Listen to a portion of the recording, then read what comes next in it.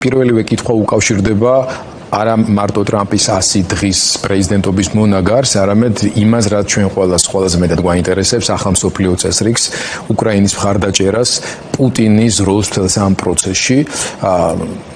გადალახა თუ არა პუტინმა მათ შორის ტრამპთან პერსონალურ ურთიერთობაში ის ფაზა, ის წერტილი, რომელიც ჩვენ და სამწუხაროდ ლამის ყველა ამერიკის ახალ პრეზიდენტს სჭირდება ხოლმე იმისთვის, რომ სრულად გააცნობიეროს პუტინის რეალური მიზნები, რაც მათ შორის ამერიკის ძალის, ამერიკის გავლენის შეზღუდვას და დამცირებას უკავშირდება.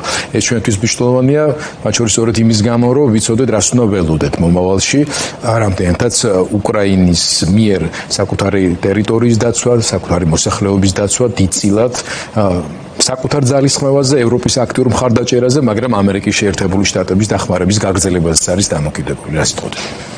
კარგი, დავიწყებ იქიდან, რომ ესე იგი ეს 100 დღე იყო ერთგვარი, ასე ვთქვათ, როლაკოსტერი, როგორც ამბობენ, ხო? ანუ რაღაც ქონდა თავისი დრამატული მომენტები, დაწყებული ოვალურ ოფისში ინციდენტით ტრამპსა და ზელენსკის შორის, შემდეგ ანუ სხვა მსგავსი, შედნაგრებით ნაკლებად დრამატული შემთხვევები და ეს ყველაფერი ასე მივიდა ძალიან მნიშვნელოვან შეხვედრამდე ვატიკანში და ეს რაღაც საკრალური მნიშვნელობის იყო ალბათ და ვიზუალურადაც ასე გამოიყურებოდა, როდესაც ტრამპი და ზელენსკი ფაქტობრივად თანხმდებოდნენ და მათი სხეულის ენა რაღაც აი ამას აჩვენებდა, რომ ძირითად და მნიშვნელოვან საკითხებზე.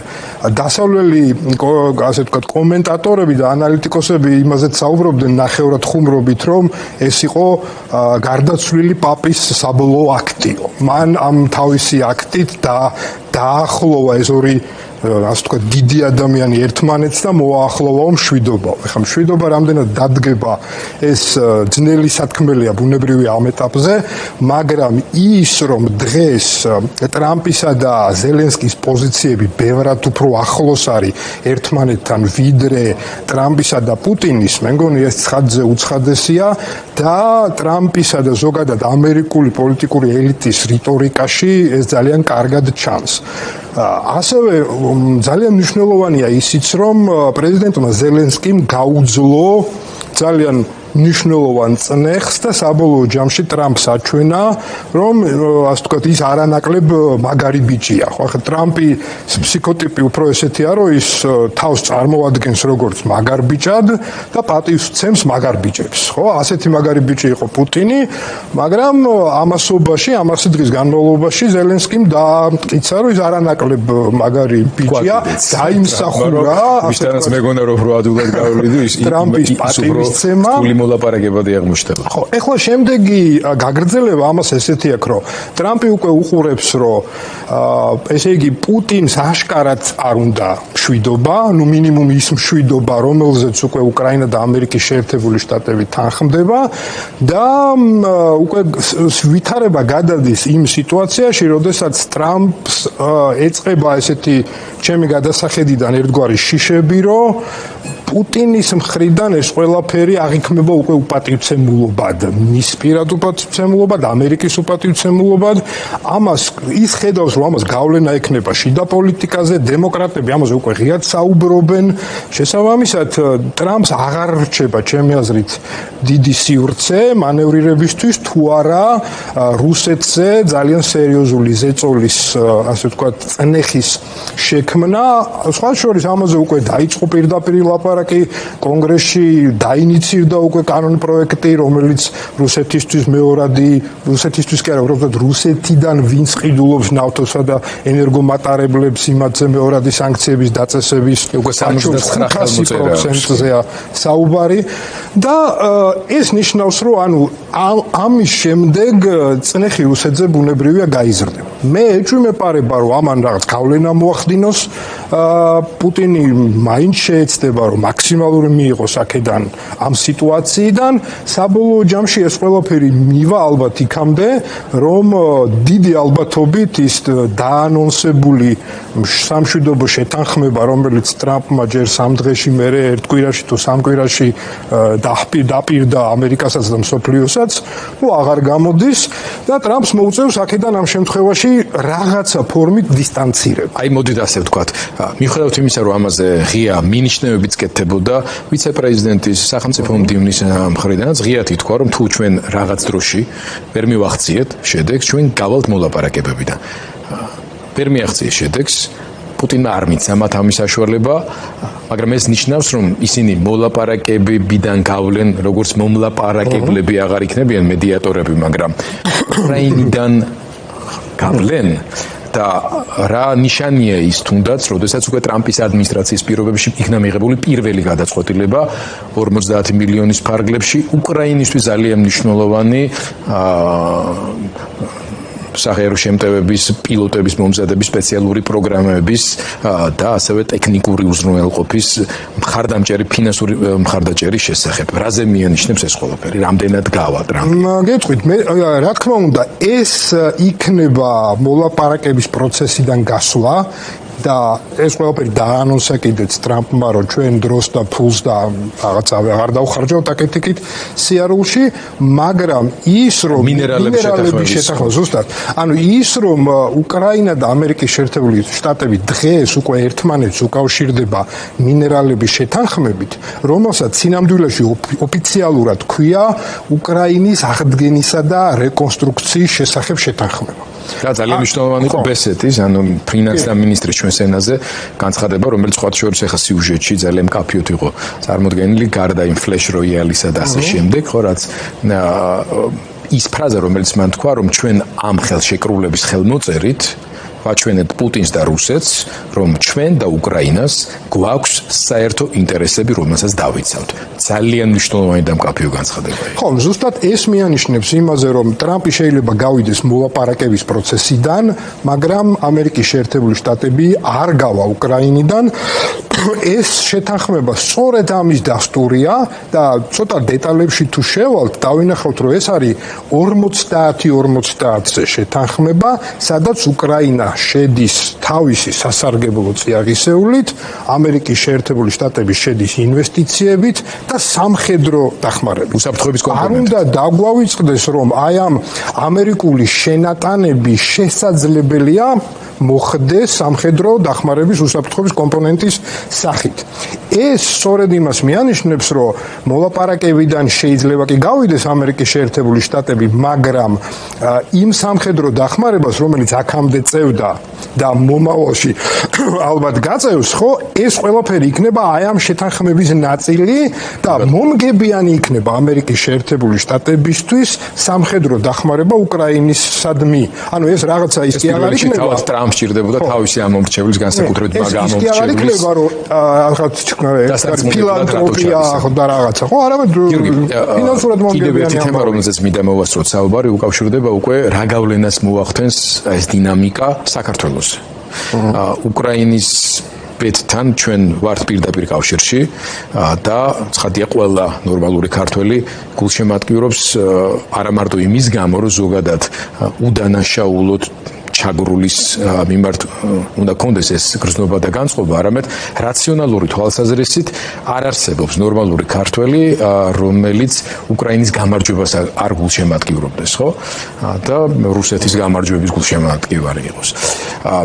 ზუსტად აქედან გამომდინარე არის მნიშვნელოვანი რა გავლენას მოახდენს ტრამპის პოზიციების ცვალებადობა კი არა ამ მიმართულებით განვითარება, მათ შორის მინერალების შეთანხმება იქნება ეს თუ სხვა გადაწყვეტილებები საქართველოს ამერიკის შეერთებული შტატების დამოკიდებულებაზე, მათ შორის საქართველოსთან მიმართებაში და ჩვენს შიდა პოლიტიკურ პროცესებზე, იმიტომ რომ ამ პროცესში თითქოს რაღაც გარკვეული ვაკუუმი არის გაჩენილი, ყველა რაღაცის მოლოდინშია, ეს მოლოდინები ცხადია უკავშირდება პირველ რიგში ქვეყნის შიგნით გამძლეობას წინააღმდეგობის მოძრაობის და ხელისუფლების შიგნითაც გამძლეობას. ჩვენ ხედავთ წუწუნს ღიას აშკარად დეპუტატების, ყოფილი დეპუტატების, აგერ მოსამართლეების, რომლებიც აღშფოთებულები არიან როგორც თურმე მათი ოჯახის წევრები მთავრები როგორ შეიძლება სანქცირდებოდნენ და პრობლემები ექნებოდეთ, მაგრამ ორივე მხარეს სერიოზული გამძლეობა მართავს ამ კუთხით, მაგრამ ძალიან დიდი მნიშვნელობა აქვს შეერთებული შტატების ღია პოზიციებს, ვინ და ბიძინა ივანიშვილი, რომელიც ძალას უწევს ანგარიშს ევროკავშირთან მიმართებაში ამ დიდი სისტემის შედარებით მოუქნელობის გამო შეიძლება ცოტა აგდებული ვერ ვიტყვი, მაგრამ ცოტა ისეთი არც თუ ისე საფრთხის მატარებელი მოლოდინები გქონდეს, მაგრამ ვაშინგტონის და შეერთებული შტატების მით უმეტეს ტრამპის ვაშინგტონის ნამდვილად ეშინია, რომელთანაც ის ფაქტობრივად უკვე ცივი ომის პირობებში არის, უბრალოდ თავის ხალხსაც ატყუებდა და ალბათ თავსაც რომ შეიძლებოდა ტრამპთან რაღაცაზე დაალაგებულიყო. ტრამპს ჩვენთვის ნამდვილად არ ცალია და ალბათ კაი ხანს არც ეცლება, მაგრამ აშკარად მოიცალეს ადამიანება, რომლებიც საქართველოზე წლებია მუშაობდნენ და გულშემატკივრობდნენ და მომავალი კვირა ამ მხრივ ძალიან მნიშვნელოვანი თარიღის მდგენელი შეიძლება იყოს. ეს უკავშირდება მეგობარი აქტის კენჭის წყრას, უკვე დღისას რიგში შეტანას კონგრესში, რომელმაც შეიძლება სიტუაცია კიდევ უფრო მკაფიო და ამ შემთხვევაში მოქმედებაში მოიყვანოს. რას უნდა ელოდეს საქართველოს მეგობარი აქტის მიღების შემდეგ ამერიკის შეერთებული შტატებიდან?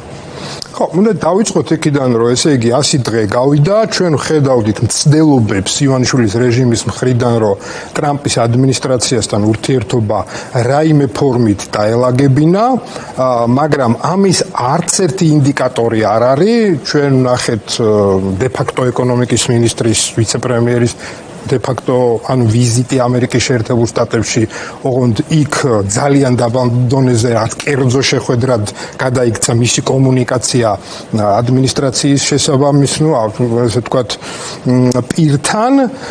ეს მიანიშნებს იმაზე, რომ ამერიკულმა მხარემ არც განცხადება გაავრცელა შინაარსთან მიმართებაში, არც არაფერი ნიშნავს, რომ იქ ვერაფერზე შეთანხმდნენ. ეს ერთი, მეორე მითითება მოგცა ყველას, რომ თუ გაინტერესებთ რაზეც ველაპარაკეთ, ნახეთ სახელმწიფო დეპარტამენტის წინა განცხადება და შეერთებული შტატების თბილისში განლაგებული საელჩოს განცხადება, რასაც ველით ამადგან. მეორე საკითხი არის, ანუ ქართულ ოცნებას ჰქონდა იმედი, რომ ტრამპსა და პუტინს შორის დაახლოების ფონზე მათი დაახლოება ტრამპთან მოხდებოდა. ანუ აი ამ დიდი მოძრაობის პირობებში. ანუ რეალურად ჩვენ შეგვიძლია პირდაპირ ვთქვათ, რომ რაც უფრო უკეთესი იქნება ტრამპი-პუტინის ურთიერთობები, მით უკეთესი იქნება ივანიშვილი ტრამპის შესაძლო ურთიერთობები. ეს რაღაც პერიოდის განმავლობაში ამ მიმართულებით მიდიოდა ტრამპი და ამის იმედი ჰქონდათ სავარაუდოდ ივანიშვილის რეჟიმის წარმომადგენლებს, მაგრამ ეხლა დავინახეთ, რომ ეს ყველაფერი პირიქით მოძრაობს. ანუ ტრამპისა და პუტინის შორის ურთიერთობები არ გამოდის პირიქით, ანუ ისინი განზიდვის ელემენტი ხდება და შესაბამისად ეს უტყუარად ნიშნავს, რომ ზუსტად იგივე ტენდენცია ექნება ივანიშვილის რეჟიმისა და ამერიკის ახალი ადმინისტრაციის ურთიერთობას. იქიდან გამომდინარე, რომ ივანიშვილის რეჟიმი არის კრემლის საქართველოს ფილიალი სინამდვილეში და ზუსტად სარკისებურად აირეკლავს ეს ყველაფერი. ამიტომ ამ ხრივადაც კარგი დრო ივანიშვილის რეჟიმს არ უდგას. და მესამე და კიდე მნიშვნელოვანი ამბავი, ალბათ ივანიშვილს ჰქონდა იმედი, რომ შედგებოდა, ასე ვთქვათ, ზელენსკიზე სერიოზული წნეხის შედეგად შედგებოდა შეთანხმება ამერიკასა და რუსეთს შორის, სადაც უკრაინაში სადღაც გაივლებოდა ბერლინის ახალი კედელი და აქ შეთანხმდებოდნენ, რომ ამ ბერლინის კედელს აქეთ, ანუ რუსეთისკენ დარჩებოდა საქართველო. და ამ შეთანხმების იმედი ჰქონდათ. ეხლა ჩანს, რომ ეს შეთანხმება ვეღარ ხდება, ეს ახალი ბერლინის კედელი ვეღარ გაივლის უკრაინაზე. მიუხედავად იმისა, რუსეთი სად იდგება, ამაზე ვეღარ შეთანხმდებიან. აქედან გამომდინარე ის, რომ დასავლეთი ევროკავშირი საქართველოს ვეღარ ჩატოვებს, ანუ რუსეთის გავლენის სფეროში. ეს არის მესამე მნიშვნელოვანი კომპონენტი, რაც ჩემთვის არის მანიშნებელი, რომ საქართველოს დე-ფაქტო რეჟიმი ამერიკის შეერთებულ შტატებთან აი ურთიერთობას ამ ფორმით ვეღარ დაალაგებს. ფაქტია, მეგობარი აქტის მიღების შემდეგ ეს უკვე თითქმის შეუძლებელი გახდება. გიორგი, სანამ ჩვენ საუბარს დავასრულებთ, ერთი სიახლის შესახებ ერთად მინდა რომ დროების მაყურებელს ვამცნო, ეს უკავშირდება დროების YouTube პლატფორმაზე ახალი გადაცემის დაწყებას. ინგლისურ ენოვანი მიმოხილვით ანალიტიკური გადაცემა იქნება Talk Georgia, ასე ერქმევა. შესაბამისად, ვისაც ინგლისურად გსურთ მოსმენა ანალიზის, გარდა ამისა ყავთ ნაცნობები საქართველოს მის ფარგლებს გარეთ უცხოელები, რომლებიც საქართველოს თემებით არიან დაინტერესებულები, გულშემატკივრობენ, ყველა შეგიძლიათ ეს ინფორმაცია მიაწოდოთ დროების YouTube-ზე, დროების პლატფორმაზე, შეგიძლიათ უყუროთ ამ გადაცემას. კვირაში ორჯერ, ხუთშაბათს და კვირას დაიდება ხოლმე. მისი საჭიროება რატო გაჩნდა, გიორგი, სანამ ვაჩვენებთ თავად ვიზუალურად ამ გადაცემის ესე თქვა ტიზერს, რატო გაჩნდა აუცილებლობა ინგლისურ ენოვანი გადაცემისა, შენ შეგიძლია ორი სიტყვით ახსნა. აქვე დავამატებ, რომ ეს დროების და საქართველოს სტრატეგიული ანალიზის ცენტრის ერთობლივი ნამუშევარი იქნება. მადლობა გიორგი, ეს იქნება ჩემი ინგლისურენოვანი პოდკასტი, რომელიც შეეხება ქართულ პოლიტიკას, ბუნებრივია რეგიონულ და გლობალურ პოლიტიკასთან თანხვედრაში და კონტექსტში. რატომ ინგლისურენოვანი გადაცემა? ძალიან ლოგიკური კითხვაა. იმიტომ რომ ქართულ ენაზე ასეთი შინაარსის გადაცემა საკმარისზე მეტია, ჩემი აზრით და არ არის აქ დეფიციტი, თუ რასაც ვერ ვიტყვით ინგლისურ ენაზე და იმ ვითარებაში, რა ვითარებაშიც დღეს არის საქართველო, როდესაც ივანიშვილის რეჟიმი დიდი სისწრაფით მიაქანებს ქვეყანას იზოლაციისკენ და ერთგვარად დახუროს ეს ქვეყანა, ჩემი აზრით გადამწყვეტი მნიშვნელობის არის ის, რომ ჩვენი ქვეყნის, ასე ვთქვათ, მეგობრებს, იმ ადამიანებს, რომლებიც დაინტერესებული არიან ქართული პოლიტიკით, კონდეთ საშუალება, რომ მათთვის ახლობელ ენაზე, გამათთვის გასაგებ ენაზე პირდაპირველადი წყაროებიდან მიიღოს ქართულ მიმდინარე მოვლენებზე თუ ქართულ პოლიტიკაზე ინფორმაცია. ხო, ვინ იქნებიან ძირითადი მომხმარებლები? მათ შორის მე მგონია, რომ ჯერ მაყურებლისთვის რაც იქნება საინტერესო, რომ ქართულ ემიგრაციასაც ეს ძალიან დაეხმარება, იმიტომ რომ მაინც ადამიანის პოლიტიკით შეიძლება არ იყოს დაინტერესებული ადამიანი უცხოეთში, სახელმწიფო დეპარტამენტში ვინც მუშაობს ან საერთაშორისო ანალიტიკურ ორგანიზაციებში, მათთვის მისწრება იქნება ეს ვაშინგტონში, ბრიუსელში, ევროპის დედაქალაქებში და სხვა ადგილას, მაგრამ რადგანაც თავადაც იქნებიან მონაწილეები ამ გადაცემების, მაგრამ მე მგონი უბრალო ქართულ ემიგრანტებსაც ძალიან გამოადგებათ, რომელთაც ყავთ ახლობლები, ოჯახის წევრები, რომლებიც არ არიან ქართულენოვანები და ყოველს მათ მეგობრებს აინტერესებს საქართველოში რა ხდება, როგორ ვითარდება პროცესები, უკეთესად გასარყვევად. მე ქართულ ემიგრანტებსაც მინდა მიმართო და ურჩიო, რომ ვისაც არ აქვს დროების YouTube გვერდი გამოიწერონ, იქ თავიანთი ინგლისურენოვანი ოჯახის წევრებისა და მეგობრებისთვის იქნება მისწრება ამ გადაცემის ყურება და ვინ იქნებიან სტუმრები, ესეც თქვა და კი ბატონო, ხო, სტუმრებამდე, რა თქმა უნდა, ეს საინტერესო იქნება საელჩოებისთვის, რომლებიც არიან აკრედიტირებული საქართველოში, სხვა ორგანიზაციებისთვის. სტუმრები იქნებიან ქართული პოლიტიკისა თუ საჯარო ცხოვრების ინგლისურად მოსაუბრე, ასე ვთქვათ, წარმომადგენლები, ისევე როგორც უცხოელი დიპლომატები, პოლიტიკოსები, ამჟამინდელი თუ ყოფილი თანამდებობის პირები, რომელთაც საქართველოში უმუშავიათ, გამოცდილება აქვთ ამ ქვეყანაზე, აინტერესებთ ეს ქვეყანა. კიდევ ერთი რამ, ესე იგი ორჯერ იქნება კვირაში, როგორც ვთქვით, ყოველ ხუთშაბათს გვეყოლება ახალი სტუმარი, აი ხოლო კვირას უკვე ჩემ კოლეგასთან ერთად, ნოდარ ხარშილაძესთან, რომელიც არის სტრატეგიული ანალიზის ცენტრის დამფუძნებელი და დირექტორი, ჩვენ შევაჯამებთ კვირის ძირითად მოვლენებს და უპასუხებთ ჩვენი მაყურებლის თუ მსმენელის კითხვებს. ეს ფორმატი იქნება YouTube-ზე და ასევე შეგიძლიათ მოგვისმინოთ Spotify-ზე. ძალიან დიდი მადლობა გიორგი როხაძეს, რომელიც ახალი დროების, ახალი გადაცემის დაანონსებით დაგომშვიდობა ახლა ჩვენ და ტიზერს განახებთ მოკლეს, სანამ შემდეგ სიუჟეტ შემოგთავაზებთ დროებაში. Hello and welcome to Talk Georgia, my English podcast on Georgian and regional politics. The only thing we understand about Trump that we don't understand Trump. Absence of evidence is not evidence of absence. Okay? So where we will end up? Well, yeah, that's the most important question. I mean, what sides of the Berlin Wall we will be?